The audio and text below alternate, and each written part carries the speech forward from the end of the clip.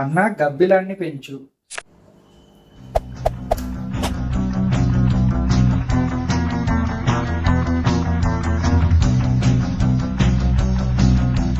నేను చూసింది చూస్తుంది అంత నిజమేనా?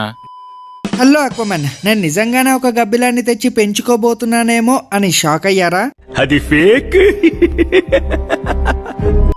మామ, మ్యాటర్ ఏంటంటే సీనరీ ఎంజాయ్ చేద్దామని బాల్కనీలోకి వెళ్తే అక్కడ ఒక బకెట్ లో నాకు ఈ గబ్బిలం పిల్ల కనిపించింది. అయితే అది అస్సలు కదలట్లేదు. అరే ఇది బతికుందా లేదా అని చెప్పి తీసి చూస్తే బతికే ఉంది. ఫోన్లో ఒకవేళ ఏదైనా ప్రాబ్లం ఉంటే ట్రీట్మెంట్ కూడా చేద్దామని అనుకున్నాను.